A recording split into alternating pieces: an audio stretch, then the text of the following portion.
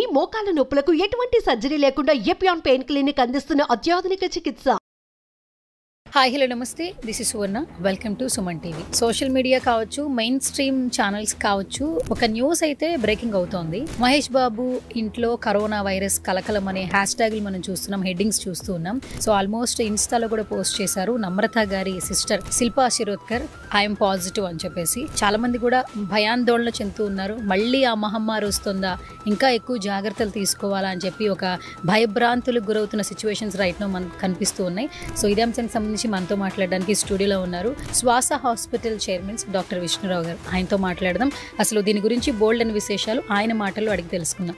నమస్కారం సార్. నమస్తే అమ్మా. మీరు చూసే ఉంటారు ఆల్మోస్ట్ ఆ న్యూస్, ఎక్కడ చూసినా అవే బ్రేకింగ్స్ వస్తున్నాయి. మళ్ళీ భయం కలుగుతుంది. అంటే ఇప్పుడు శిల్పా గారికి పాజిటివ్ వచ్చిన విషయం కొంచెం పక్కన పెడితే అందరూ ఒక భయానక సిచ్యువేషన్స్ లోకి వెళ్ళిపోతున్నారు. మళ్ళీ ఆ మహమ్మారి వచ్చేస్తుందా అని ఒక భయం అయితే ఎక్కువ వస్తూ ఉంటుంది. సో ఏం చెప్తారు అసలు ఆ న్యూస్ విన్నప్పుడు మీకేమనిపించింది? ఫస్ట్ ఆఫ్ ఆల్ అంటే మేము ఎప్పటి నుంచో వింటున్నాము. సో మొన్న మే 12, 13వ తారీఖు నుంచే కొన్ని కేసులు వస్తున్నాయని మాకు తెలుస్తూ ఉంది. బట్ ఇది కామన్, అంతగా బెంబేలు ఎత్తిపోవాల్సిన అవసరం కానీ భయపడాల్సినటువంటి అవసరం కానీ ఉందని నేనైతే అనుకోను. సో ఒక సూపర్ స్టార్ ఇంట్లో వాళ్ళకు సంబంధించినటువంటి సంబంధీకుల్లో ఇది వచ్చేసరికి దాన్ని ఒక పెద్ద మ్యాటర్గా చేసినట్టుంది. కానీ బట్ దానికి అంత ఇంపార్టెన్స్ ఉందని చెప్పి నేను అనుకోను. అంటే ఒకటి ఉంది అని చెప్పి తెలియజేయటం చాలా గొప్ప విషయం. సో నాకుంది అని చెప్పటం అనేది చాలా గొప్ప విషయం. దాన్ని బట్టి ఏంటంటే రెండు విషయాలు తెలుస్తాయి. ఒకటి, పక్కన ఉన్నవాళ్ళు జాగ్రత్తగా ఉంటారు. రెండు, ఓకే మనం కూడా మనకు పాజిటివ్ వస్తే చెప్పాలి అనేది ఒకటి. దాన్ని బట్టి ఏంటంటే కరోనాకు సంబంధించినటువంటి ఫ్యాక్ట్స్ ఇంకెక్కడున్నా కూడా బయటకు వచ్చేటటువంటి అవకాశాలు ఉన్నాయి. తద్వారా మనం జాగ్రత్తలు కూడా తీసుకోవచ్చు. సో కేరళలో, మహారాష్ట్రలో, కర్ణాటకలో, మొత్తం ఏషియాలో అంటే సింగపూర్, హాంకాంగ్, థాయిలాండ్ అలాంటి ప్రదేశాల్లో అప్పుడప్పుడు ఆ స్పట్స్ లాగా వస్తూనే ఉంది. ఇంకా అంటే వైరస్ ఒకసారి మానవ జాతిలోకి ఎంటర్ అయిన తర్వాత అంత సులభంగా పోదు. ఇంకా దాని యొక్క పిల్లలు ఉంటాయి కదా, సో దాని వేరియంట్స్ అంటాం. సో J1 అనే వేరియంట్, ఇంకా ఒమైక్రాన్ అనేది లాస్ట్ కదా. It is very fastly spread but మైల్డే అది. సో కాబట్టి అంత కంగారు పడాల్సినటువంటి అవసరం అయితే లేదు. కానీ మళ్ళీ దీని ఏ ప్రపోర్షన్ తీసుకుంటుంది అనేది చూడాలి. ఎప్పుడైనా కూడా ఈ వైరసెస్లో ఎట్లా ఉంటుందంటే అమ్మా, ఏ వేరియంట్స్ బయటకు వస్తున్నాయి అనేది ఉంటుంది. వేరియంట్ అంటే ఏంటంటే అందరికీ అర్థమయ్యేలా చెప్పాలంటే, ఇప్పుడు ఒక కారు ఉంటుంది, బేసిక్ మోడల్ ఉంటుంది కదా, 2-3 ఏళ్ళకి ఒకసారి అప్డేట్ అవుతాయి కదా. అప్డేట్ అయినాయి చాలా ఫాస్ట్గా ఉంటాయి, ఫ్యూయల్ ఎఫిషియన్సీ ఉంటుంది, అవునా? సో వర్షన్స్ అంటాం. సో వర్షన్ 1, వర్షన్ 2, వర్షన్ 3 అట్లా వర్షన్స్ అవ్వకుండా పోతూ ఉంటాయి. ఇది ఒక కొత్త వర్షన్. అంటే ఒమైక్రాన్ అంటే అసలు ఉన్నటువంటి కోవిడ్ వైరస్లో ఇవన్నీ వర్షన్స్. ఈ వర్షన్ అనేది ఫాస్ట్గా స్ప్రెడ్ అయింది, but very mild. That is very lucky, that is very safe. అంటే మనం అంతా ఏమీ భయపడాల్సి, కంగారు పడాల్సి, అందరం తలుపులు వేసుకొని మళ్ళీ వెనకటి రోజులు గుర్తు తెచ్చుకొని భయపడిపోయి అంత అయితే లేదు. But at the same time ఏదైనా ఒక వేరియంట్స్ ఎట్లా మారుతాయో చెప్పలేము. కొన్ని డేంజరస్ వేరియంట్స్ ఉంటాయి. డేంజరస్ వేరియంట్స్ అంటే ఏంటి? చాలా ఫాస్ట్గా ఉంటుంది, చాలా డెడ్లీ ఉంటాయి. అట్లాంటి వేరియంట్స్ వస్తే తప్ప it's not a cause of concern. అంత కంగారు పడాల్సినటువంటి అవసరం అయితే ఉందని నేనైతే అనుకో. అయితే బేసికల్గా డాక్టర్ గారు, ఈ వైరస్ ఎప్పుడైతే వచ్చిందో వేవ్స్ కింద సెలెక్ట్ చేశారు. First wave, second wave. First వచ్చినప్పుడు చాలా మంది చనిపోయారు. సెకండ్ వేవ్ లో కూడా ఇంకొక రకమైన భీభత్సమైన, సెకండ్ వేవ్ లోనే చాలా ఎక్కువ మంది చనిపోయారు. ఫస్ట్ వేవ్ లో అంటే చనిపోయిన వాళ్ళ సంఖ్య మనం ఇంకెక్కువ గుర్తించలేకపోవచ్చు, కానీ ఫస్ట్ వేవ్ కూడా చాలా క్రూయల్ గానే ఉండింది. సెకండ్ వేవ్ ఇంకా రూపాంతరం, డెల్టా వైరస్ వరకు వెళ్ళింది. ఇప్పుడు చాలా మంది ఏమంటున్నారంటే ఇది థర్డ్ వేవ్ అంటారా, ఇది ఏ విధంగా వస్తుంది, ఇంకేమైనా జాగ్రత్తలు తీసుకోవాలా, నిపుణులు ఏమైనా సలహాలు ఇస్తే బాగుంటుంది, సూచనలు ఇస్తే బాగుంటుంది. ఎందుకంటే ఎస్పెషల్లీ చిన్న పిల్లలకి చాలా జాగ్రత్తగా ఉండాలి కాబట్టి. అండ్ సమ్మర్ అంటే బయట తీసుకెళ్తూ ఉంటారు, ఫుడ్ ఎలా పడితే అలా తింటూ ఉంటారు. ఇలాంటి కొన్ని వార్తలు బయటకు వస్తున్నప్పుడు నిజంగా అందరికీ ఒక ఆందోళనకరంగా మారుతుంది. అయితే లక్కీ ఏంటంటే చిన్నపిల్లలు ఇది సేఫే. అది చిన్నపిల్లల్లో ఈ వైరస్ ఎందుకో కానీ వాళ్ళని పెద్దగా ఇది చేయట్లే. ఇది ఎవరిలో ఒకవేళ డేంజర్ అంటే ఆల్రెడీ కోమార్బిడిటీస్ ఉన్న వాళ్ళలో, ఆల్రెడీ డయాబెటీసు, క్యాన్సరు, తర్వాత కిడ్నీ డిసీజెస్, సిఓపిడి, ఆస్తమా.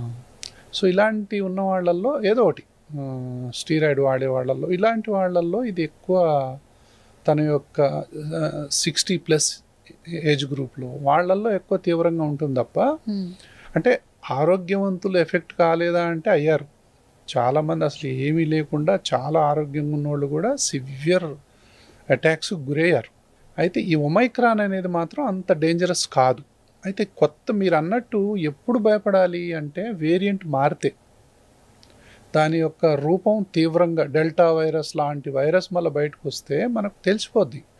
ఎప్పుడైనా ఎవరైనా ఎక్కడైనా ఎప్పుడు భయపడాలంటే, చాలా ఆరోగ్యంగా ఉన్నటువంటి వ్యక్తిలో అప్పటిదాకా మంచిగా ఉండి ఆరోగ్యంగా ఉండి ఎలాంటి ఆరోగ్య సమస్యలు లేకుండా సడన్గా ఫీవరు, సడన్గా తలనొప్పి, సడన్గా గొంతులో గరగర, ఒళ్ళు నొప్పులు, కొంచెం డిస్టర్బెన్సు, వామిటింగ్ కానీ మోషన్స్ కానీ, కొంచెం ఆయాసం, కొంచెం నీరసం, ఆల్ ఆఫ్ ఎ సడన్ వచ్చినట్లయితే ఆ వ్యక్తి ఎప్పుడైతే చాలా ఫాస్ట్గా ప్రోగ్రెస్ అయిపోయి నిమోనియాకు దారితీసి, నిమోనియా నుంచి హాస్పిటలైజ్ అయిపోయి ఐసీయూలోకి వెళ్ళిపోయి వెంటిలేటర్ మీదకి వెళ్ళిపోయి ఏదో జరగనాంది జరిగితే, అలాంటి ఒక 10 జరిగినాయి అనుకో ఎవరు ఆరోగ్యవంతుల్లో, అప్పుడు ఇట్ ఈస్ వెరీ డేంజరస్. అంతేకాకుండా ఈ ఒమైక్రాన్తో కూడా మొన్న 2 డెత్స్ అయినా విన్నాం కదా మనం. వీటిలో ఒక 14-year-old child already suffering with nephrotic syndrome. Already infection ఉంది, ఆల్రెడీ చాలా కొమార్బిడిటీస్ ఉన్నాయి. ఆ పిల్లవాళ్ళు వచ్చిందని అంటున్నారు, ఎంతవరకు నిజం మనకు తెలియదు. ఇంకొక ఆయన ఆల్రెడీ క్యాన్సర్ పేషెంట్. సో ఆ క్యాన్సర్ పేషెంట్కి కూడా ఆల్రెడీ కొమార్బిడిటీ ఉంది కదా. సో ఇది కొంచెం ఇన్ఫెక్షన్ కొంచెం సివియర్ అయ్యే ఛాన్సెస్ ఉంటాయి. కాబట్టి అదొక కారణం అయి ఉండొచ్చు. ఆరోగ్యవంతులు, అంతకుముందు ఏం జబ్బు లేని వాళ్ళు, వాళ్ళకి ఎఫెక్ట్ అయ్యి వాళ్ళకు నిమోనియా వచ్చి వాళ్ళు ఐసీయూలో అడ్మిట్ అయ్యి వాళ్ళు వెంటిలేటర్ మీద పోయి ఏదో జరగరాంది జరిగితే అప్పుడు భయపడాల్సిన అవసరం ఉంటుంది. అయితే ఇది ఖచ్చితంగా మనకు ప్రతిరోజు అప్డేట్స్ వస్తూనే ఉంటాయి. అంటే ఇది సోషల్ మీడియాలో వచ్చేటటువంటి అప్డేట్స్ కావు. అంటే పర్టికులర్గా గవర్నమెంట్ సైట్లో నుంచి, దాని తర్వాత జెన్యూన్ ఇన్ఫర్మేషన్ వచ్చే దాంట్లో ఆ కేసు ఏంటి, ఆ కేసు తీరేంటి అనేది తెలిసిపోద్ది. అప్పుడు ఎంత స్ప్రెడ్ అవుతుంది, దాని మోర్టాలిటీ ఫెటాలిటీ రేట్ ఎంత ఉంది, అంటే 100 మందికి వస్తే ఎంతమంది చనిపోతున్నారు అనేది ఒక్కటే కొలబద్ద. 100 మందికి వచ్చింది, అసలు ఒక్కళ్ళు చనిపోతేనే అల్లకల్లోలం, ఒకళ్ళు 1%కే అల్లకల్లోలం అవుతుంది.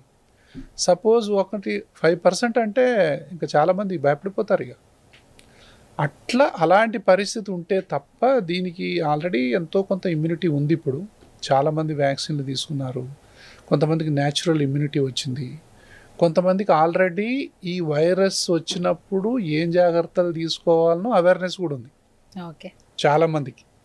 సో అది చాలా పెద్ద అవేర్నెస్ కదా. సో ఎవరైనా దగ్గుతుంటే జలుబుతుంటే అనుమానంగా చూస్తున్నారు. ఇప్పుడు వెనకటి రోజులాగా ఇది లేదు, వెంటనే పక్కకు తిరగటము, కొంచెం అడ్డం పెట్టుకోవటము, ఉన్నారు. అయ్యో అసలు మాస్కులు ఇప్పటిదాకా మాస్క్ పెట్టకపోతే ఏదో పోయినట్టు ఫీల్ అయ్యేవాళ్ళు చాలామంది ఉన్నారు ఇప్పుడు. సో ఈరోజు మనం ఏదన్నా చెప్పదలుచుకుంటే నేను ఖచ్చితంగా చెప్తాను, ఇన్ఫ్లుయెన్జా వ్యాక్సిన్ మాత్రం 50+ year వాళ్ళందరూ ఏదైనా ప్రాబ్లం ఉంటే ఖచ్చితంగా తీసుకోవాలా. 60+ ఉన్న వాళ్ళు అసలు ప్రాబ్లం ఉన్నా లేకున్నా తీసుకోవాలా every year. So pneumococcal vaccine every 5 yearsకి ఒకసారి తీసుకోవాలా. తీసుకుంటే అసలు చాలా జబ్బులు, అంటే కరోనా పాయింట్ ఆఫ్ వ్యూలో చెప్పట్లేదు నేను, ఇన్ జనరల్ కూడా చాలా వైరల్ ఇన్ఫెక్షన్స్, అంటే ఇన్ఫ్లుయెన్జా కానీ ఇంకా చాలా రకాల వైరస్లు ఉన్నాయి. సో వాటన్నిటి కూడా మనం ఇమ్యూనిటీ అనేది వస్తుంది. ఏ వైరస్ అయినా కూడా లంగ్స్లో న్యూమోనియా ఫామ్ కాకుండా ఉంటుంది ముందు. సో మార్బిడిటీసు, తర్వాత మోర్టాలిటీసు అనేవి వ్యాక్సిన్స్ వల్ల చాలా చాలా తగ్గిపోతాయి. సో విష్ణురావు గారు, ఎప్పుడైతే ఈ వైరస్ వచ్చిందో, ఆ వైరస్ వచ్చినప్పుడు ఎవరికైతే రాలేదు ఆ టైంలో ఏంటంటే పాస్ట్ ఫ్యూ ఇయర్స్ ముందు వ్యాక్సినేషన్ తీసుకోండి, వ్యాక్సినేషన్ తీసుకుంటే ఎలాంటి ప్రాబ్లమ్స్ రావు అని చెప్పారు చాలామంది కూడా. బట్ ఇప్పుడు ఏంటంటే ఆఫ్టర్ 3 years తర్వాత చాలామంది వ్యాక్సినేషన్ తీసుకున్న వాళ్ళల్లో కొన్ని చేంజెస్ వచ్చాయి వాళ్ళకి. అంటే వాళ్ళకి వేరే సమస్యలు యాడ్ ఆన్ అయ్యింది అని చెప్పి కొంతమంది చెప్తూ ఉన్నారు. సో నాకు తెలిసిన ఒక పర్సన్ ఉన్నారు, బేసిక్గా ఏంటి హెల్త్ ఇష్యూస్ ఏమైంది ఈ మధ్యన సరిగా మీరు యాక్టివ్గా లేరంటే నేను అప్పుడు వ్యాక్సినేషన్ తీసుకున్నప్పుడు నాకు కొన్ని సైడ్ ఎఫెక్ట్స్ వచ్చాయి అని చెప్పారు. బట్ దాని గురించి ఒకసారి లైవ్ కాల్ తీసుకుని మాట్లాడదామని చెప్పి అనుకుంటున్నా. ఒకసారి కాల్ కనెక్ట్ చేస్తాను. అసలు ఆ ప్రాబ్లం ఏంటి అనేది ఒకసారి తెలుసుకుందాం. అంటే వ్యాక్సినేషన్ తీసుకున్న తర్వాత అతనికి వచ్చిన చేంజెస్ ఏంటి అనేది. హలో, నమస్తే అండి, చెప్పండి. నేను డాక్టర్ గారికి ఫోన్ ఇస్తున్నాను, ఒక్క నిమిషం. హలో, నమస్తే అండి, నా పేరు శ్రీనివాస్ అండి, నేను విజయవాడ నుంచి మాట్లాడుతున్నాను. చెప్పండి. నాకు యాక్చువల్ గా ఒక ఏప్రిల్ 1 అరౌండ్ మార్చ్ 20th ఆ టైంలో ఏమైందంటే ఆల్ ఆఫ్ ఎ సడన్ నా రైట్ లెగ్ వర్క్ చేయడం ఆగిపోయింది. లైక్ మార్నింగ్ నుంచి ఈవినింగ్ వరకు వర్క్ చేస్తానే ఉన్నాను.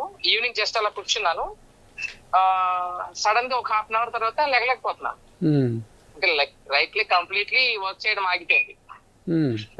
ఆగిపోతే నేను ఇంకా జిమ్ అంటే నేను రెగ్యులర్ గా జిమ్ కి వెళ్తుంటా, సో జిమ్ లో ఏమన్నా పట్టిందేమో అన్నట్టుగా దాన్ని లైఫ్ తీసుకున్నాను అనమాట. ఒక 2 days కి కూడా ఇంకా తగ్గకపోయేసరికి 2 days తర్వాత నేను హాస్పిటల్కి వెళ్ళాను. హాస్పిటల్కి వెళ్తే వాళ్ళు మీరు ఈవీఎన్ సెకండ్ స్టేజ్ లో, అసలు ఫస్ట్ ఆఫ్ ఆల్ నా వాకింగ్ స్టైల్ చూసే మీకు కోవిడ్ ఎప్పుడు తగ్గింది అని అడిగారు. తగ్గితే ఇలాగా సెకండ్ కోవిడ్ 2022 లో వచ్చిందండి కోవిడ్ అని చెప్పాను అనమాట. చెప్తే వాళ్ళు ఓకే అని అన్నారు అని జస్ట్ చెక్ చేశారు. ఈవీఎన్ సెకండ్ స్టేజ్ లో ఉంది, అర్జెంట్ గా ఈవీఎన్ చేయించాలి, లైక్ డీకంప్రెషన్ ఉంటుంది కదా, బోన్ డీకంప్రెషన్, ఆ సర్జరీ చేయించాలి మీరు అని అన్నారు అనమాట. ఏబిఎం అంటే ఏం చెప్పారు? అది అవస్క్యులర్ సంథింగ్ ఏదో చెప్పారు. నెక్రోసిసా? ఓ ఏవిఎన్ ఏమో. AVN avascular necrosis. Okay okay, అర్థమైంది. Okay okay okay okay. So అని అన్నారు అనమాట. అప్పుడు నేను అడిగాను దీనివల్ల అంటే లైక్ ఇది అసలు ఏ రీజన్స్ తో వస్తుంది అని. అంటే వాళ్ళు అన్నారు దీనికి స్పెసిఫిక్ రీజన్ అంటూ ఉండదు, ఈదర్ లైక్ ఎప్పుడైనా బ్రోన్ ఫ్రాక్చర్ అయినప్పుడు, లేదా too much of alcohol consumption, లేదా కోవిడ్ టైంలో తీసుకున్న స్టెరాయిడ్ వల్ల, అలాగా అన్నారు అనమాట. సో అది నాకు సువర్ణ ఫ్రెండ్ తను. మీకు ఇప్పుడు సర్జరీ అయిందా? అయిపోయింది, చేయించాను. ఆల్మోస్ట్ 50 days అయిపోయింది. జస్ట్ ఒక 2-3 days నుంచే నడుస్తున్నాను అనమాట. ఓకే ఓకే, నాకు అర్థమైంది. Okay okay.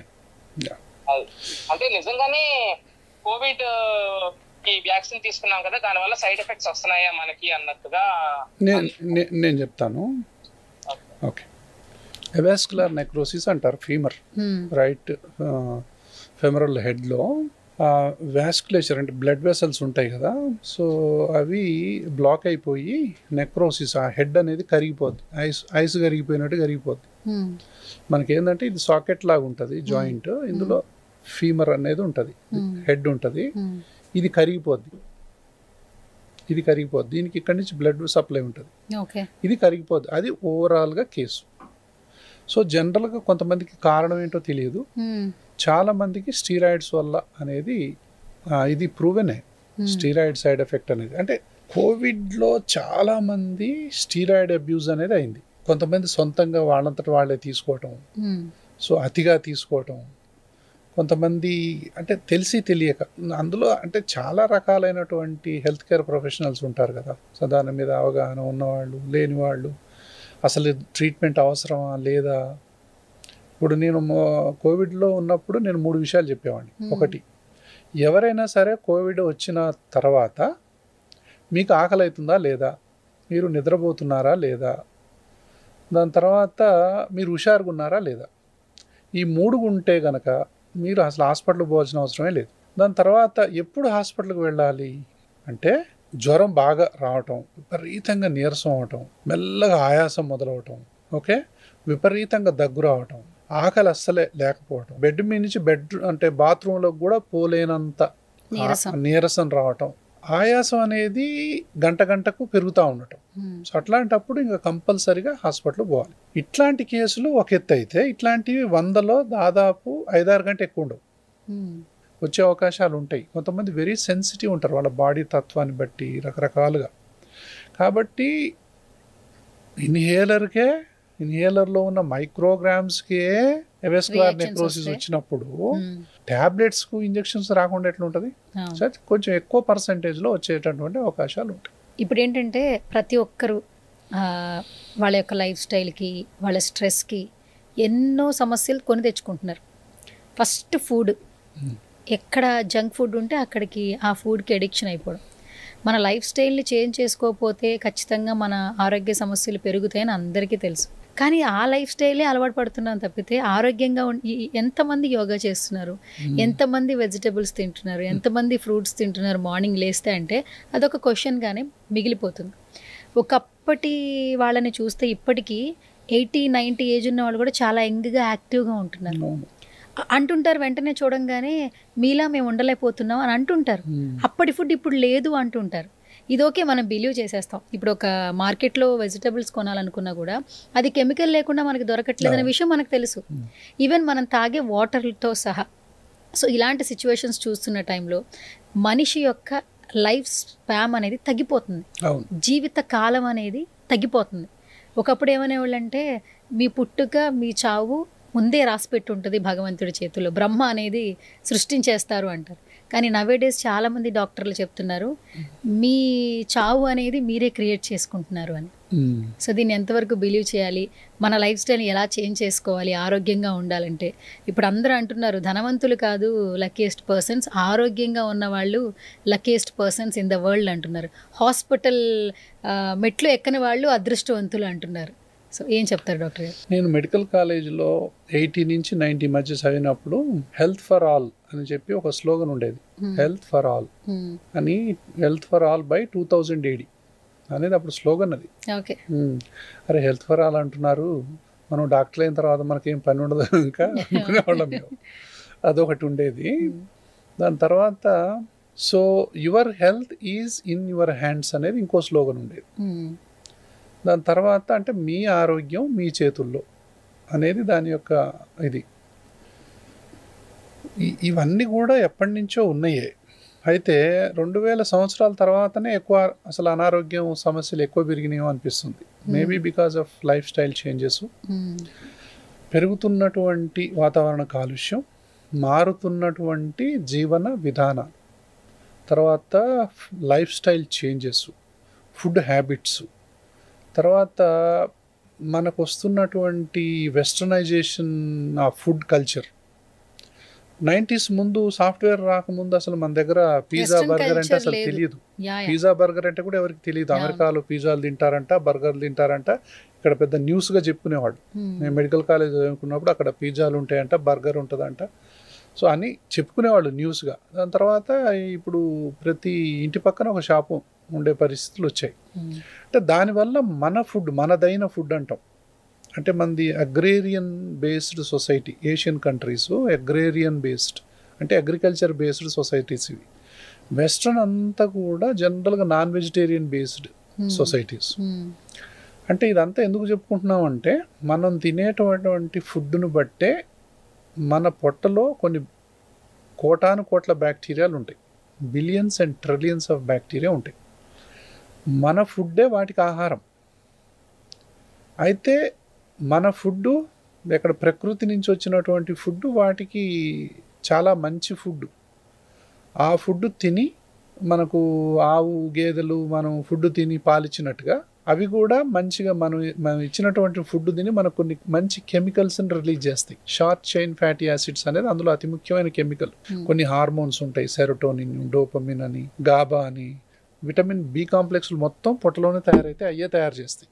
ఓకే, సో ఇవన్నీ కూడా మనకు మంచిగా ఆవు పాలు ఇచ్చినట్టుగా ఈ బ్యాక్టీరియా కూడా తిని మనకు మంచి చేస్తుంది. మనం ఏం చేసామంటే ఫుడ్ మన కోసం తినట్లే, యాక్చువల్గా బ్యాక్టీరియా కోసం తినాలి. కానీ మనకు తెలియదు ఆ బ్యాక్టీరియా ఉన్నట్టు. ఇది ఇప్పుడు 10-15 సంవత్సరాల నుంచి పొట్టలో ఉన్నటువంటి బ్యాక్టీరియా మీద విపరీతమైనటువంటి రీసెర్చ్ జరుగుతుంది ఇప్పుడు. సో ఎందుకు మనం ఫుడ్ మంచిది తినాలి, మన కోసం కాకపోయినా బ్యాక్టీరియాల కోసం తినాలి అనే కాన్సెప్ట్ రోజు రోజుకి పెరుగుతూ ఉంది. సో ఫైబర్ డైట్ ఫుడ్ అంటాం.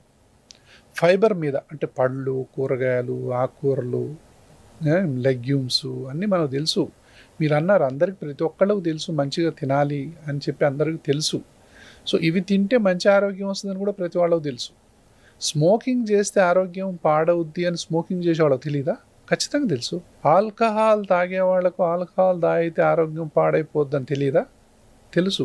స్వీట్ తినే వాళ్ళకి మంచిది కాదని తెలుసు, కూల్ డ్రింక్ తాగే వాళ్ళకి మంచిది కాదని తెలుసు, జంక్ ఫుడ్ తినే వాళ్ళకి మంచిది కాదని తెలుసు. అయినప్పుడు కూడా తింటూనే ఉంటాం. అంటే మన బలహీనత. దాని తర్వాత దూసుకొస్తున్నటువంటి ఈ యొక్క మాల్స్, తర్వాత అవుట్లెట్స్, కమర్షియల్ ప్లాట్ఫామ్స్, ఆ కన్జ్యూమరిజం అనేది పెరిగిపోయింది. అంటే ఇప్పుడు యాప్ ఆర్డర్ పెడితే ఇంటికి వచ్చేస్తుంది 5 నిమిషాల్లో. ఏదైనా అవైలబిలిటీ అనేది ఎక్కువ పాడు చేస్తుంది. ఒకటి అవైలబుల్ లేదు అంటే దానికోసం ఎంతో దూరం పోవాలప్ప, ఇప్పుడు ఎవడిపోతాడు లేరా బాబు. 100 మందిలో ఒకళ్ళిద్దరే ఎంత దూరమైనా పోయి తిందామంటారు. 98 మంది చూద్దాంలే అన్నట్టుగా ఉంటుంది కదా. సో థియేటర్ పోయి చూసేవాళ్ళు కొంతమంది అయితే నెట్ఫ్లిక్స్లోకి వచ్చి చూసేవాళ్ళు కొంతమంది ఉంటారు. అట్లా అవైలబిలిటీ ఉంటే ఎక్కువ చూస్తారు. అవైలబిలిటీ లేదు, ఏ ఫుడ్ అయినా అంతే, ఆల్కహాల్ అయినా అంతే, ఇంకేదైనా మాదక ద్రవ్యాలైనా అంతే, స్మోకింగ్ అయినా అంతే, ఇంకేదైనా అంతే. కాబట్టి అవైలబిలిటీ అనేది ఎక్కువ పెరిగింది. అవైలబిలిటీ ఉన్నప్పుడు మనం కంట్రోల్ చేసుకోలేం కదా. మరి ఈ కంట్రోల్ గురించి ఎవరు చెప్పాలా? ఈ అవగాహన గురించి ఎవరు చెప్పాలా? ఏ ఫుడ్ తింటే ఏ ఆరోగ్యం వస్తుంది అనేది ఎవరు చెప్పాలి? అసలైతే మొదటి 3 సంవత్సరాలు పిల్లలకు స్వీట్ పెట్టకూడదు. 1000 days. అదే చెప్తున్నా, పిల్లలకు స్వీట్ పెట్టకూడదు అసలైతే. ఫస్ట్ 3 సంవత్సరాలు 1000 days. అప్పుడు వాళ్ళకు నిజంగా ఆరోగ్యానికి మనం బలమైన పునాది వేసిన వాళ్ళం అవుతాం. ఒకటి తల్లిపాలు, దాని తర్వాత వచ్చేటటువంటి నేచర్ నుంచి వచ్చేటటువంటి కూరగాయలు కానీ అవి కానీ ఇవి కానీ మనదైనటువంటి ఆహారం ఇవ్వటము, ఇది మంచిది. అంతేకాకుండా వాళ్ళకు చాక్లెట్లు, మొదటి నుంచే స్వీట్స్, రకరకాల ఐస్ క్రీమ్స్, కూల్ డ్రింక్స్. చాలామంది ఇళ్లల్లో కూల్ డ్రింక్స్, ఇప్పుడు మంచినీళ్ళ బదులు కూల్ డ్రింక్స్ పెట్టుకునే వాళ్ళు ఉన్నారు కదా. సో ఐస్ క్రీమ్స్ స్టోర్ చేసుకునే వాళ్ళు ఉన్నారు కదా. పిల్లలు ఎప్పుడు కావాలంటే అప్పుడు ఇస్తూ ఉంటాం. వీటి మీద డేంజరస్ బ్యాక్టీరియా పెరుగుతాయి. వీటి మీద బ్యాక్టీరియా, వాటి నేచరే మారిపోయింది. మంచి బ్యాక్టీరియా అసలు తల్లిపాల మీద బిఫిడో బ్యాక్టీరియా అంటాం, లాక్టోబాసిల్లస్ అంటాం. అవి మంచి బ్యాక్టీరియా. తల్లిపాలతో పాటు మనకు అవి ఆ బ్యాక్టీరియా వృద్ధి చెందుతాయి. ఎందుకంటే అది ప్రీబయాటిక్ తల్లిపాలు అనేవి. సో ఈ బ్యాక్టీరియా ఎప్పుడు మారిపోద్దంటే మన ఆహారం మారినప్పుడు బ్యాక్టీరియా కూడా మారుతుంది. బ్యాక్టీరియా మారినప్పుడు మన ఆరోగ్యం కూడా మారుతుంది. బ్యాక్టీరియా మారినప్పుడు కెమికల్స్ మారుతాయి. కెమికల్స్లో మంచి కెమికల్స్ ఉంటాయి, చెడ్డ కెమికల్స్ ఉంటాయి. మంచి బ్యాక్టీరియా మంచి కెమికల్స్ ఇస్తుంది, చెడ్డ బ్యాక్టీరియా చెడ్డ కెమికల్స్ ఇస్తుంది. అందులో పెద్ద సైన్స్ ఏం లేదు. సో మంచి కెమికల్స్ అంటే మనం ఆరోగ్యవంతంగా అన్ని, అంటే బాడీలో ఉన్నటువంటి ప్రతి సెల్ కూడా ఆరోగ్యంగా ఉంటుంది. అంటే ఏ బ్యాక్టీరియా పని ఆ బ్యాక్టీరియా మంచిగా చేస్తున్నాయి అని అర్థం. మంచి బ్యాక్టీరియా అనేది 1% ఉండాల్సింది 90% ఉందనుకో, అది కూడా అనారోగ్యమే. యాక్చువల్గా మంచి బ్యాక్టీరియానే అది. కానీ మొత్తం నేనే ఉంటా అంటే మిగతా ఏ పని చేయవు. అంటే వాటి స్పేస్ అంతా ఆక్యుపై చేస్తాయి, వాటిని డామినేట్ చేసేస్తుంది. సో మిగతా అన్ని కూడా పడుకుంటాయి, పని చేయవు, ఇంకా అవన్నీ డిసపియర్ అయిపోతాయి. దానివల్ల వచ్చేటటువంటి ప్రాబ్లమ్స్ కొన్ని మంచి bacteria, but that is also called dysbiosis. ఇంకోటి చెడ్డ బ్యాక్టీరియాలు ఉంటాయి. చెడ్డ బ్యాక్టీరియా ఎంత 1 to 2% ఉండాలి వాటి రేషియో. అది 90% అయితే మన గట్టు మొత్తం పోయినట్టే లెక్క. సో అనారోగ్య నిలయంగా మారతాం. వీటిని బట్టి ఇప్పుడు పర్సనలైజ్డ్ మెడిసిన్ అనేది వస్తుంది. ఏ ఫుడ్ మీకు ఇవ్వాలి, ఏ ఫుడ్ మీకు ఇవ్వకూడదు, ఏ ప్రీబయాటిక్ ఇవ్వాలి మీకు, ఏ ప్రోబయాటిక్ ఇవ్వాలి. కొంతమంది అదే పనిగా పెరుగు తాగుతూ ఉంటారు. సపోజ్ ఆల్రెడీ లాక్టోబాసిల్లస్ మన పొట్టలో 90% ఉందనుకో, అసలైతే ఉండాల్సింది అది 10-20%. సపోజ్ అనుకుందాం, అది 90% ఉందనుకో, మొత్తం కట్ చేస్తాం. అది ఇప్పుడు టోటల్ పెరుగు, పాలు, మజ్జిగ అన్ని కట్ చేయాలి. అక్కడ పెరుగు మంచిది కదా అని చెప్పి రోజు తినకూడదు ఆ కేసులో. అంటే అది పర్సనలైజ్డ్ కదా, ఆ వ్యక్తికి అది పర్సనలైజ్డ్. ఇంకొక ఆయనకు లాక్టోబాసిల్ 30-40% ఉండాల్సిన కాడ ఈయనకు 1% ఉందనుకో, అప్పుడు ఆయనకు మనం కర్డ్ సజెస్ట్ చేయాలి. దాని తర్వాత అన్ని ఫర్మెంటెడ్ ఫుడ్స్ అన్నీ చేయాలా, పెరుగు అన్నం అలాంటివన్నీ కూడా ఆయనకు సజెస్ట్ చేయాలి. ఇప్పుడు కర్డ్ అంటే నాకు ఒకటి గుర్తొచ్చింది డాక్టర్. బేసిక్గా ఈ మధ్య కాలంలో కొంతమందిని కలుస్తున్నప్పుడు వాళ్ళు చిన్నప్పటి నుంచి పెరిగే వరకు ఒక లైఫ్ స్టైల్ ఉండేది. అంటే వెజ్ నాన్ వెజ్ రెండు వాళ్ళు తింటూ ఉన్నారు. ఆల్ ఆఫ్ ద సడన్ మేము వేగన్ అయిపోయామని చెప్తున్నారు. అంటే వేగన్లో ఏంటంటే నాన్ వెజ్ ఉండదు, మీకు తెలుసు, మిల్క్ ప్రొడక్ట్స్ ఉండవు, పాలు పెరుగు ఇలాంటివి వాళ్ళు యూజ్ చేయరు. ఒకవేళ వాళ్ళు ఏదైనా సిచ్యువేషన్లో నెయ్యి గీతో సహా ఏదైనా తెలియకుండా తిన్నా కూడా వాళ్ళకి ఒక రకమైన సెన్సేషన్ వచ్చి అది అలవాటుగా మారింది. ఇప్పుడు సడన్గా వేగన్ అవ్వడం అనేది ఎలా తీసుకోవాలి? ఫస్ట్ ఆఫ్ ఆల్ నిజంగానే వేగన్గా మారితే మన బాడీకి సరిపడా పోషక విలువలు కావచ్చు, పోషక పదార్థాలు కావచ్చు, ఆ మోతాదులో మనకు అన్నీ సమకూరుతాయంటారా లేదంటారా? ఏం చెప్తారు? ఇది వెజిటేరియన్ వాళ్ళు బతకలేదా? స్వాతంత్రం వచ్చినప్పుడు మన దేశంలో 85% మంది వెజిటేరియనే స్వాతంత్రం వచ్చిన కొత్తలో. సో అంటే వెజిటేరియన్స్ కూడా మన దేశంలో ఉన్నారు. తర్వాత ఫుడ్ హ్యాబిట్స్ మారినాయి, దాంతోపాటు బ్యాక్టీరియా మారింది. ఓకే.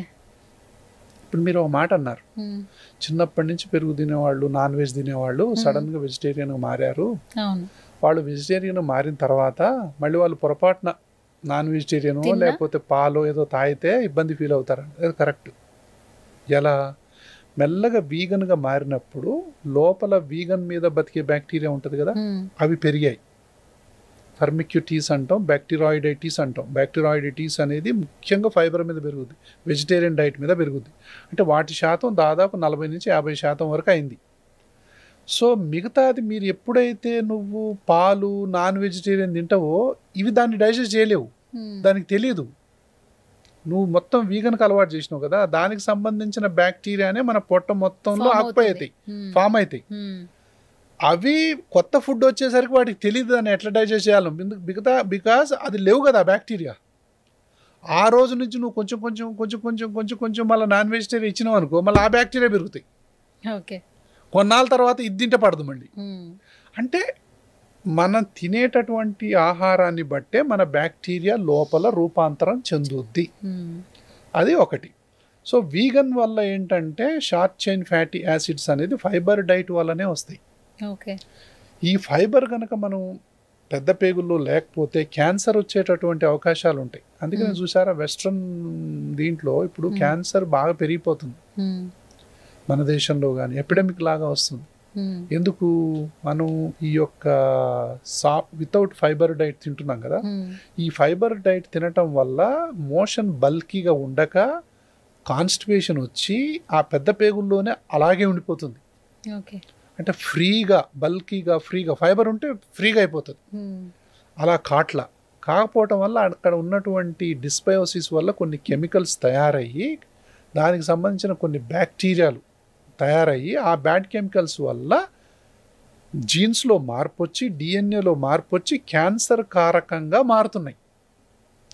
ఇది పోవాలి అంటే ఫైబర్ డైట్ని మళ్ళీ తీసుకురావాలి.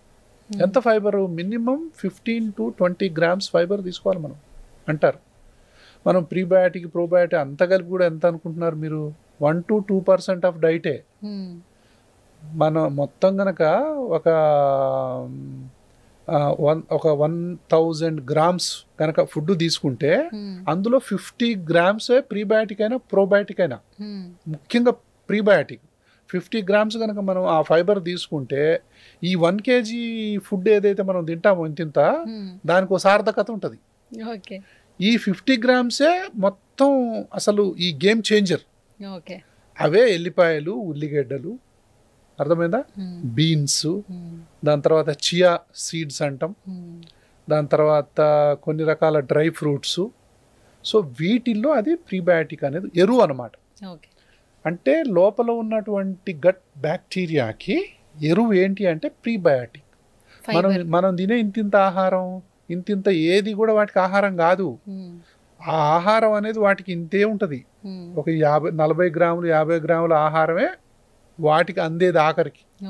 వాటి కోసమే వెతుకుతా ఉంటాయి, ఎక్కడుందిరా బాబు, ఇది ఎక్కడుంది, ఈ ఆహారం ఎక్కడుంది, నా ఆహారం ఎక్కడుంది. మన ఆహారం వేరే, దాని ఆహారం వేరే, దానికోసం వెతుకుతా ఉంటుంది. వెతుకుతా ఉంటే ఆహారం దొరక్క మన పేగుల్ని తినేస్తుంది ఆఖరికి. సో అదొక బ్యాక్టీరియా ఉంది.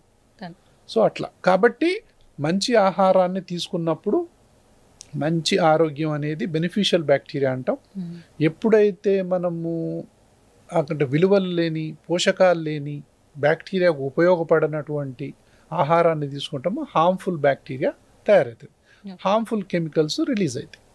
కాబట్టి దీన్ని మనం ఇవే మనకు క్యాన్సర్ జబ్బులకు కానీ, గుండె జబ్బులకు కానీ, ఊపిరితిత్తుల జబ్బులకు కానీ, మెదడు జబ్బులకు కానీ, డిప్రెషన్కి కానీ, ముఖ్యంగా మానసికమైనటువంటి జబ్బులన్నిటికీ యాంగ్జైటీ కానీ, టెన్షన్ కానీ ఆహారమే. అందులో సెరటోనిన్ అనేటటువంటి ఆహారం తయారైంది, ఒక హార్మోన్ తయారైంది. ఈ యొక్క ఫైబర్ మీద ఉండేటటువంటి బ్యాక్టీరియాలు కొన్ని షార్ట్ చైన్ ఫ్యాటీ యాసిడ్స్ అని చెప్పాం కదా, సెరటోనిన్ అనేటటువంటి హార్మోన్ని కూడా తయారు చేస్తాయి. అదే మూడ్ స్టెబిలైజర్. అందుకే మనం కొంతమంది అన్నం తిన్న తర్వాత ఎంత మంచి ఫీలింగ్ ఉంటుంది చూడు, చాలా మంచి ఫీలింగ్ ఉంటుంది. అంటే ఆ బ్యాక్టీరియా చాలా హ్యాపీగా ఫీల్ అవుతున్నాయి లోపల. ఒక్కోసారి మనం తిన్నప్పుడు ఎందుకు తిన్నానరా బాబు, ఈ పొట్టంతా గడబిడ గడబిడ గడబిడ అయితే చూడు, అది బ్యాడ్ బ్యాక్టీరియా, అది బ్యాడ్ బ్యాక్టీరియా అనమాట. సో అదే గుర్తు మనకు. ఇవన్నీ కూడా ఇప్పుడు టెస్ట్ లో తెలుసుకునేటటువంటి అవకాశాలు వచ్చాయి. దాన్ని గట్ చెక్ అంటే. ఈ టెస్ట్ లో గనక చేసిన తర్వాత మనం సీయింగ్ ఈజ్ బిలీవింగ్ కదా, మనలో మంచి బ్యాక్టీరియా అనేది 10% కంటే తగ్గిపోయింది, చెడు బ్యాక్టీరియా 90% పెరిగిపోయింది అంటే ఎవరైనా కూడా మార్చుకోకుండా ఉంటారా? షూర్గా మార్చుకుంటారు. ఇప్పుడు షుగర్ ఉంది, మనకి ఎంతో తెలియదు, సడన్ గా పోయి షుగర్ టెస్ట్ చేయించుకున్నాం, 500 600 ఉందనుకో, ఓమ్మో ఏంటి 500 600 ఉంది, అసలు ఇంత పెరిగింది, ఖచ్చితంగా డాక్టర్ కాడికి పోవాల్సిందే, మందులు వాడాల్సిందే, ఆయన ఏం చెప్తే అది చేయాల్సిందే అంటావా లేదా? ఆ టెస్ట్ చేయించుకోకముందు మనం ఏముందా ఉందో లేదోలే అని చెప్పి తింటాం. అంటే సీయింగ్ ఈజ్ బిలీవింగ్. కాబట్టి గట్ చెక్ చేసిన తర్వాత మన పర్సెప్షనే మారిపోతుంది. అప్పుడు మనం ఆరోగ్యం వైపు అడుగులు వేయటం మొదలు పెడతాం. సార్, మీరు ఇంతకు ముందు నుంచి గట్ చెక్ గురించి చాలా మంచి ఇన్ఫర్మేషన్ ఇస్తున్నారు, తెలియని వాళ్ళు కూడా తెలుసుకుంటూ ఉంటారు. But it's very expensive, right? So it's been ఎంత ఉండొచ్చు అంటే పర్ సపోజ్? అంటే దాదాపు అంటే దానికి హాస్పిటల్స్ పడేటటువంటి రేటే దాదాపు 14,000 ఉంటుంది. 14,000 నుంచి 15,000 వరకు ఉంటుంది. కాబట్టి రానున్న రోజుల్లో తగ్గుద్ది అనేది మనం అనుకుంటున్నాం. సో ఇది కాస్ట్లీ టెస్ట్ ఇనీషియల్గా. బట్ ఫస్ట్ మనం అదే ఇప్పుడు సెల్ ఫోన్లో వచ్చినప్పుడు ఒక కాల్కి 10 రూపాయలు 20 రూపాయలు ఉండేది. ఎస్టీడీలు ఎంత 5 పైసలు 2 పైసలు, అట్లా ఏదైనా అంతే కదా. ఉంటాయి. తర్వాత ఏంటంటే రీసెర్చ్ అన్ని చేస్తూ ఉంటారు. ఆ రీసెర్చ్, అందులో చాలా రీసెర్చ్ ఇన్వాల్వ్ అయింది. దాని తర్వాత ఇది కనిపెట్టడానికి అంత, దాని తర్వాత ప్రొడక్షన్ ఎక్కువైదా ఉన్నా అది అంటే that is a companies policy, it's nothing to do with the doctor. So కాబట్టి అది వాళ్ళ కాల్. అది ఇప్పుడు ఏంటంటే ప్రతి ఒక్కరికి ఏదైనా హెల్త్ ఇష్యూ వచ్చిందంటే డాక్టర్ దగ్గరికి వెళ్ళిన తర్వాత అడిగేవి 2 క్వశ్చన్స్. ఫస్ట్, ఫ్యామిలీలో ఏదైనా వీళ్ళకి జరిగిన ఇష్యూస్ ఉన్నాయా లేవా? షుగర్ అనుకోండి, డయాబెటీస్ అనుకోండి, వాళ్ళ ఫ్యామిలీలో హిస్టరీలో ఉందా లేదా, ఆస్తమైన అలర్జీ, ప్రతి ఒక్కటి ఫస్ట్ చెక్ చేది ఫ్యామిలీ హిస్టరీ. తర్వాత ఫుడ్, లైఫ్ స్టైల్ ఎలా ఉంది చెక్ చేస్తున్నారు. ఇప్పుడు ఒకటి యాడ్ ఆన్ చేస్తున్నారు ప్రతి ఒక్కరు, మీ స్ట్రెస్ వల్ల మీకు ఇంకా ఎక్కువ సమస్యలు వస్తున్నాయి, మీలో మీరు ఎక్కువ స్ట్రెస్ ఫీల్ అవ్వకండి. ఏ సమస్యకైనా ఈ పదాన్ని యాడ్ చేస్తున్నారు. స్ట్రెస్ తీసుకోకండి అని చెప్తారు డాక్టర్లు. బట్ అదే స్ట్రెస్ అందరూ తీసుకుంటున్నారు, అదే స్ట్రెస్తో డాక్టర్ దగ్గరికి వెళ్తున్నారు, మెడిసిన్స్ వేసుకుంటున్నారు, బట్ స్ట్రెస్ లెవెల్స్ అనేది తగ్గట్లా. దానికి ప్రధాన కారణంగా ఈ మధ్య కాలంలో చూపిస్తున్న ఒక సాక్షిభూతం ఏంటంటే మొబైల్ ఫోన్. మీరు మార్నింగ్ లేవంగానే వాష్రూమ్కి వెళ్తారు, వాష్రూమ్కి వెళ్ళేటప్పుడు కూడా ఫోన్ పట్టుకెళ్తారు. మార్నింగ్ లేవంగానే సూర్య నమస్కారం చేసుకోవడం, లేదంటే చేతులు నమస్కారం చేసుకోవడం, తల్లిదండ్రులు నమస్కారం చేసుకోవడం, భగవంతుని చూడడం, ఇది ఒక ఆచారంగా ఉండేది. కానీ ఇప్పుడు ఫోన్ ఎక్కడుందా అని చూసుకుంటాం. మళ్ళీ అదే ఫోన్ని నైట్ పడుకునే ముందు మన బెడ్ పక్కనే పెట్టుకుంటాం. ఒక్కొక్కసారి 3 o'clock కాల్స్ వస్తాయి, లేదంటే మార్నింగ్ కాల్స్ వస్తాయి. ఆ సడన్ వల్ల ఆ నిద్ర అనేది కూడా డిస్టర్బ్ అవుతుంది. అంటే మీకు తెలియకుండానే ఫోన్ అనేది చాలా సమస్యలు తెచ్చిపెడుతుంది. చాలామంది డాక్టర్లు ఈ మధ్య కాలంలో చెప్తూ ఉన్నారు. అలాంటి ఫోను ప్రతి ఒక్కరికి ఇప్పుడు అవసరం. మనిషి లేకపోయినా బ్రతకగలుగుతున్నారు, కానీ మొబైల్ ఫోన్ లేకపోతే బ్రతకలేకపోతున్నారు. ఇవన్నీ మనకు తెలుసు. మనం ఓకే పెరుగుతున్నాం, పెద్దవాళ్ళు అవుతున్నది అంతా బాగానే. చిన్న చిన్న పిల్లలకి ఫుడ్ పెట్టాలంటే ఫోన్ ఇచ్చేస్తున్నాం. అంటే వాళ్ళని ఆ అల్లరిని తట్టుకునే శక్తి లేక, లేదంటే వాళ్ళు గంటలు ఫుడ్ తింటున్నారన్న ఇదిలో ఫోన్ ఇచ్చేస్తే చూస్తూ తింటారు కదా, అది అలవాటుగా మారింది. మరి పెద్దవాళ్ళైన మనకే ఆ నర్వ్స్ అనేది ఇబ్బంది పడితే చిన్న పిల్లలు అప్పుడే వాళ్ళ యొక్క బ్రెయిన్ కావచ్చు, బాడీ కావచ్చు పెరుగుతూ ఉంటుంది. అలాంటి వాళ్ళకి ఫోన్ని అంత దగ్గర చేయడం వల్ల ఫ్యూచర్లో చాలా సమస్యలు రావచ్చు. కాబట్టి మీరేం చెప్తారు? ఇది ప్రపంచాన్ని పట్టి పీడిస్తున్నటువంటి అతి ముఖ్యమైన సమస్యలో నెంబర్ 1. సో ఇందులో రెండో అంశానికి తావులేదు. ఫోను ప్లస్ మనం గట్ మైక్రోబయోమ్కు లింక్ పెడదాం. మీరు అన్నారు చూసారా, నిద్ర, స్ట్రెస్, కోపం, ఎమోషన్స్, ఇవన్నీ కూడా గట్ బ్యాక్టీరియా మీద ప్రభావం చూపిస్తాయని రీసెర్చ్ చెప్తా ఉంది. సూపర్. అయితే నీకు విపరీతమైన స్ట్రెస్ ఉందనుకో, మంచి బ్యాక్టీరియా నెంబర్ తగ్గిపోతుంది. ఓకే, చెడ్డ బ్యాక్టీరియా యాక్టివ్ అవుతుంది. దానికి ఏం కాదు, ఎంత స్ట్రెస్ ఉన్నా ఏం కాదు. అంటే ఎట్లా, ఇప్పుడు చాలా సెన్సిటివ్గా మంచి ఉన్నోళ్ళు ఒక మాట అంటే కూడా పాపం విలవిలాడిపోతారు కదా. అదే అసలు ఏమి లేనోళ్ళు ఎన్ని మాటలన్నా కూడా పెద్ద ఫరకేం పడదు. అంటే చెడ్డ బ్యాక్టీరియాని అట్లా పోల్చొచ్చు మనం. ఇది పెద్ద ఫిలాసఫీ ఉంది ఈ బ్యాక్టీరియాలో. కాబట్టి చెడ్డ బ్యాక్టీరియా ఎప్పుడైతే మనకు ఎంటర్ అవుద్దో మంచి బ్యాక్టీరియా ఆటోమేటిక్గా ఎస్కేప్ అవుతుంది, అక్కడ ఉండదు. ఇంకా నిద్ర లేమి వల్ల మన మంచి బ్యాక్టీరియా తగ్గిపోద్ది, స్ట్రెస్ వల్ల మంచి బ్యాక్టీరియా తగ్గిపోద్ది, దాని తర్వాత జంక్ ఫుడ్ వల్ల తగ్గిపోద్ది, దాని తర్వాత ఈ ఇంటరప్టెడ్ స్లీప్ మీరు అన్నారు కదా, సో దానివల్ల వీటన్నిటి వల్ల కూడా అసలు నిద్ర ఎంతసేపు పోతున్నాం అనేది చాలా 4 to 5 hours తప్పితే ఎవరు పడుకోవట్లేదు. 8 గంటల నిద్ర అనేది అవసరం. ప్రకృతిలో మనిషికి ఇచ్చింది ఏంటంటే యావరేజ్ పెద్దవాళ్ళకి, చిన్నపిల్లలకు అప్పుడే పుట్టిన వాళ్ళు ఎంత నిద్రపోతారు తెలుసా? 20 గంటలు నిద్రపోతారు, 22 గంటలు నిద్రపోతారు, తర్వాత 20 గంటలు, తర్వాత 18 గంటలు, తర్వాత 15, తర్వాత 12, ఇంకా 5 దాటిన తర్వాత 12 అట్లా వస్తుంది. దాని తర్వాత పెద్ద అయ్యేసరికల్లా కొంచెం టీనేజ్ అట్లా ఉన్నప్పుడు 8-9 ఉంటుంది. దాని తర్వాత 7 to 8 అనేది ఫిక్స్ అయిపోద్ది. మనం 20, దాని తర్వాత 7 నుంచి 8 గంటలు. ఇది మనం ఖచ్చితంగా నిద్రా దేవతకు ఇవ్వాల్సినటువంటి టైము. సో అందులో అనుమానం ఏం లేదు. ఆ టైం కనుక ఆమెకి ఇవ్వకపోతే దాని యొక్క పర్యవసానాలు మన ఆరోగ్యం మీద తీవ్రంగా ఉంటాయి. అంటే 1/3 ఆఫ్ టైం అనేది 8 hours అంటే 1/3 కదా, 1/3 మనం స్లీప్కి ఇవ్వాల్సిందే. ఇస్తేనే గుండె ఆరోగ్యం బాగుంటుంది, ఇస్తేనే మానసిక ఆరోగ్యం బాగుంటుంది, ఇస్తేనే గట్ ఆరోగ్యం బాగుంటుంది, ఇస్తేనే చర్మం ఆరోగ్యం బాగుంటుంది, ఇస్తేనే అన్ని ఆరోగ్యాలు బాగుంటాయి.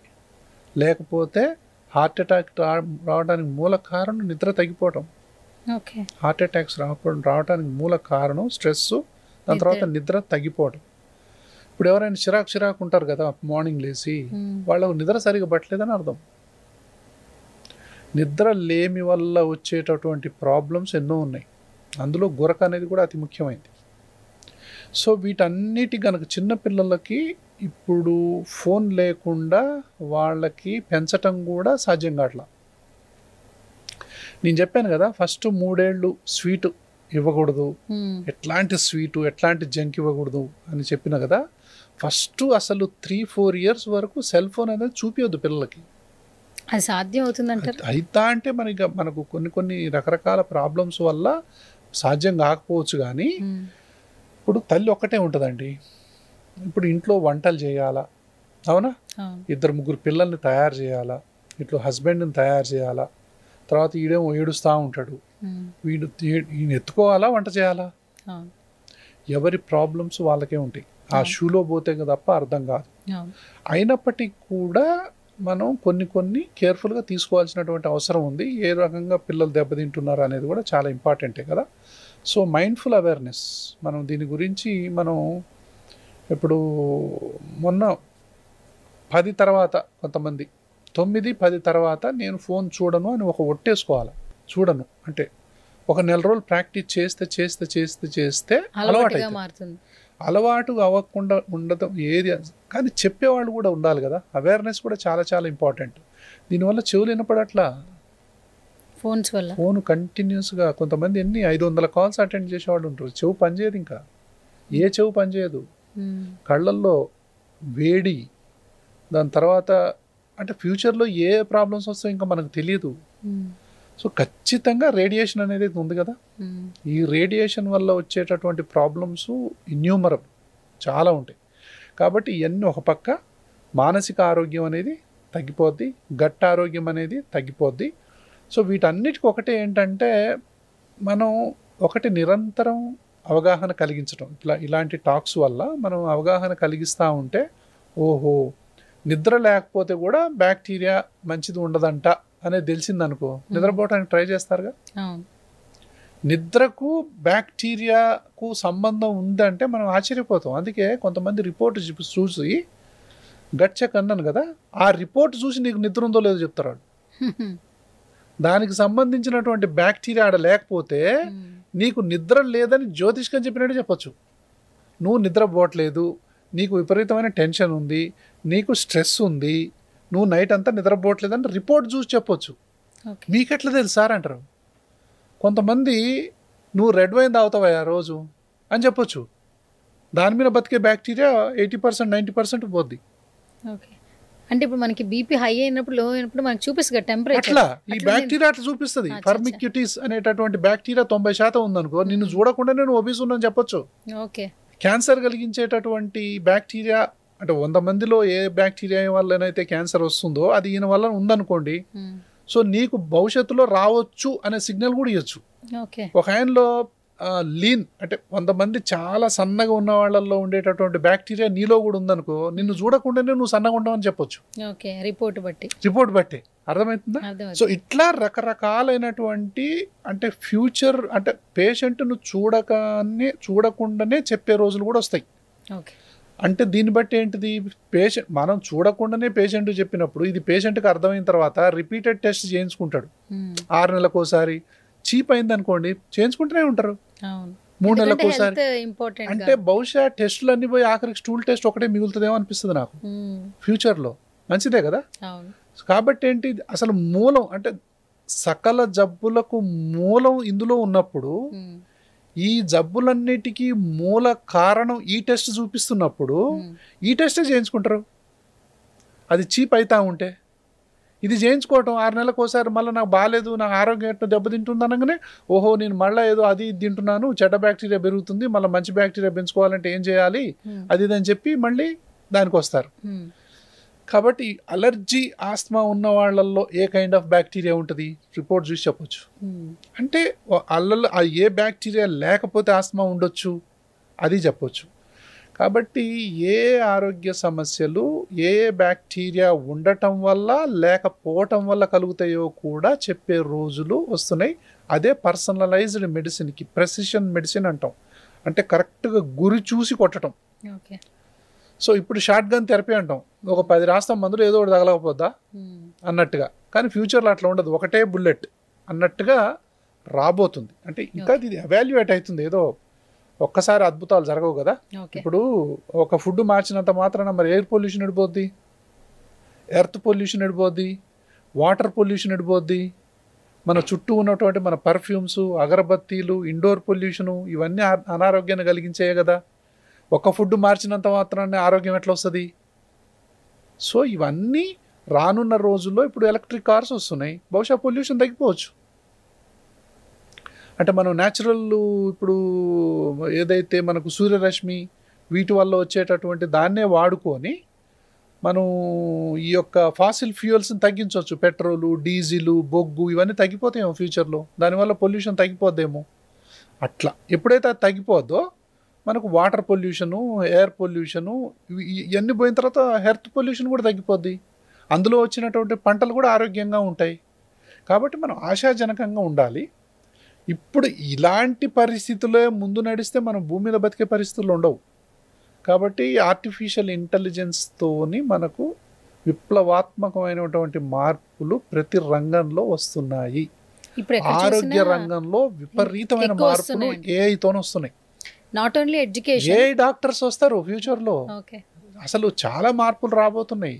కాబట్టి వీటన్నిటికీ మనము అప్డేట్ అవుతూ సో మన ఆరోగ్యాన్ని అంటే జీవితకాలాన్ని పెంచేటటువంటి ఇది ఇంకొక 20 సంవత్సరాల్లో సాధ్యమైపోద్ది. అంతేనా? సో దేనివల్ల మన జీవితకాలాన్ని పెంచవచ్చు, మరణాలను తగ్గించవచ్చు అనేది మనకు ఆర్టిఫిషియల్ ఇంటెలిజెన్స్ సహకారంతో అన్నీ వచ్చేస్తుంటాయి. అంటే స్టెప్ బై స్టెప్ పెద్ద పెద్ద కొత్త కొత్త ఇన్వెన్షన్స్, కొత్త కొత్త ఆవిష్కరణలు అనేది కాలం గడుస్తూ ఉంటే ఈ ఆర్టిఫిషియల్ ఇంటెలిజెన్స్ అనేది అన్ని రంగాలని ప్రభావితం చేస్తుంది. ఆరోగ్య రంగాన్ని ఆల్రెడీ తీవ్రంగా ప్రభావితం చేసింది. అది మంచి జరగాలని మాత్రం కోరుకుందాం. Okay, thank you doctor, thank you so much.